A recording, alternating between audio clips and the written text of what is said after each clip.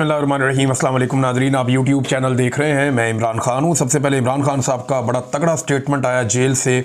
आसिम मुनीर साहब को उन्होंने मुखातिब किया। अपने स्टेटमेंट के आगाज़ में ही अलीमा खानम ये पैगाम बाहर लेकर आई, क्योंकि अलीमा खानम के अलावा जब ये पैगाम बाहर आता है तो इस शिद्दत के साथ नहीं आता। वैसे इमरान खान साहब का केस चल रहा है अदालत में, तोशाखाना 2। जो सिविलियन गवाह था वो तो मुकर गया। उसने कहा जी मेरे पे तो दबाव डाल के इन्होंने ये करवाया, मैं तो इमरान खान के खिलाफ ये गवाही देने नहीं चाहता। यानी एक सिविलियन था, फौजी नहीं था, एक सिविलियन था, वो आया और वो मुकर गया। उसने कहा जी मेरा ज़मीर गवारा नहीं करता। उसकी गैरत जाग गई। उसने कहा जी मैं ये दबाव मेरे पे डाला गया था और दबाव की वजह से ये हुआ, और वो अदालत में आकर अपनी गवाही से पीछे हट गया। उसका फ़ायदा इमरान खान साहब को होना चाहिए था, लेकिन उसके पीछे हटते ही 2 फौजी बीच में डाले गए। अब ये जो 2 फौजी हैं, यूनिफॉर्म वाले हैं ना, एक, और दोनों को मैं जानता हूँ, अच्छी तरह जानता हूँ, मैं इन दोनों से मिला भी हूँ, और एक दफ़ा नहीं मिला, मल्टीपल टाइम। जब भी हम कभी जाते थे वज़ीर-ए-आज़म हाउस में, या कोई भी जाता था वज़ीर-ए-आज़म हाउस में, तो इनसे मुलाकात हो जाती थी। ये वहीं पे जो होते थे वज़ीर-ए-आज़म हाउस में। तो इनमें एक जो है ना वो ब्रिगेडियर अहमद साहब हैं, और जो दूसरे हैं वो उसमें कर्नल रेहान साहब हैं।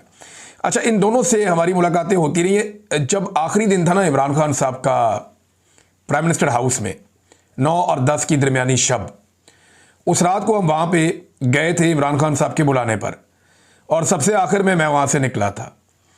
और मैं और शहीद अरशद शरीफ और कुछ और लोग, हम इसी जो कर्नल रेहान है इसके ऑफिस में बैठे हुए थे। ये डिप्टी एमएस था, तो इसके ऑफिस में हम बैठे हुए थे। तो कर्नल साहब हमें बता रहे थे इमरान खान साहब के बारे में और उनकी काबीना के बारे में। तो ज़्यादातर लोगों के बारे में उनकी राय ऐसी नहीं थी, लेकिन 2 लोगों के बारे में उन्होंने बड़ी ज़बरदस्त राय दी थी, और उन्होंने कहा था कि ये तो बहुत ईमानदार और शानदार लोग हैं।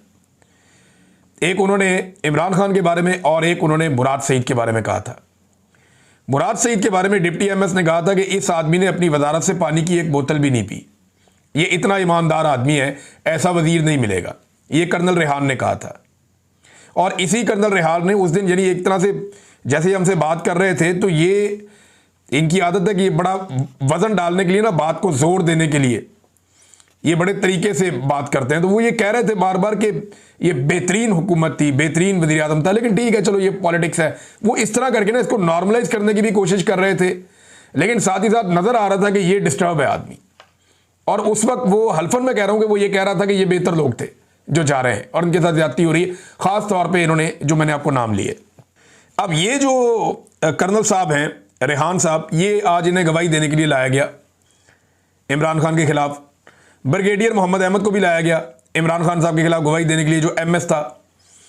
अब मैं उम्मीद कर रहा था कि सिविलियन डट गए हैं, तगड़े हो गए हैं, उन्होंने कहा जी कोई गल ही नहीं, मार खा लेंगे, कुछ नहीं होता, मैं अपने ज़मीर के मुताबिक जाऊंगा। सिविलियन डट गया, उसने कहा जी दबाव था, झूठी गवाही देनी पड़ी है।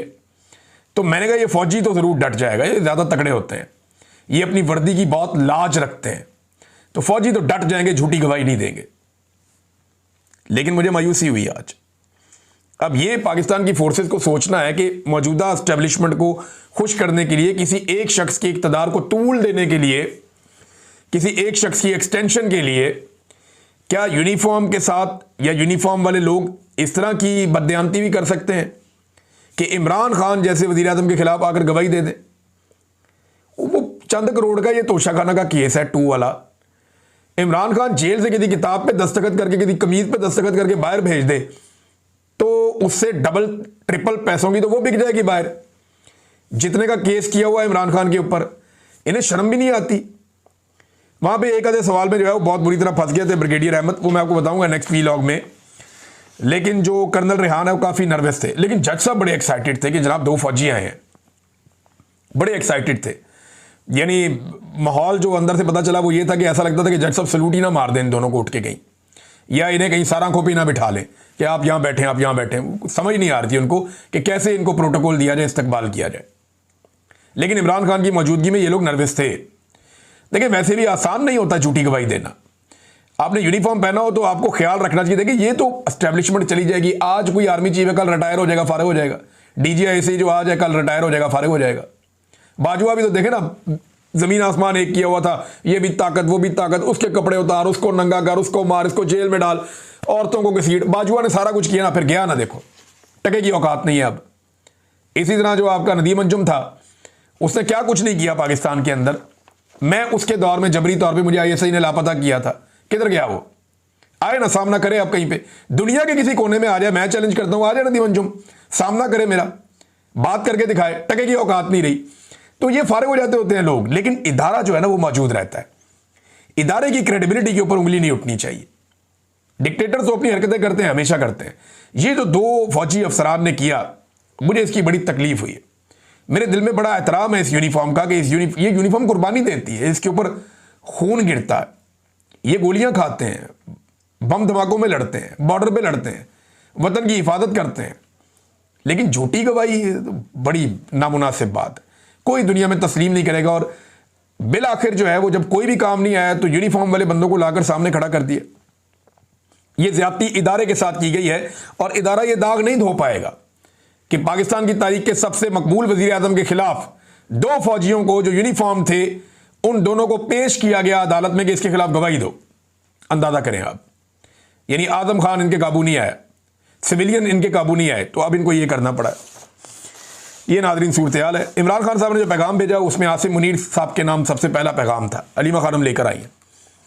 इमरान खान ने आसिम मुनीर को बराह रास्त पैगाम भेजा।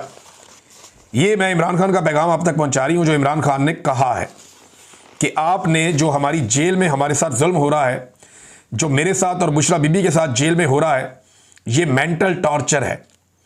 आप ये इसलिए कर रहे हैं, ये आसिम मुनीर को इमरान खान कह रहे हैं, आप ये इसलिए कर रहे हैं ताकि मैं टूट जाऊं। हमारी मुलाकातें सारी बंद हैं, फैमिली के साथ मुलाकातें बंद हैं। इस वक्त इनको किताबें नहीं दी जाती, बच्चों से बात नहीं करने दी जाती।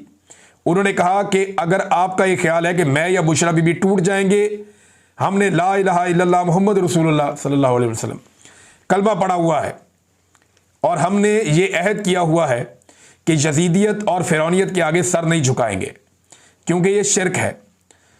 इसलिए इस चीज़ को जब तक हम जिंदा हैं हम कभी भी अपना सर यजीदियत और फिरौनियत के आगे नहीं झुकाएंगे।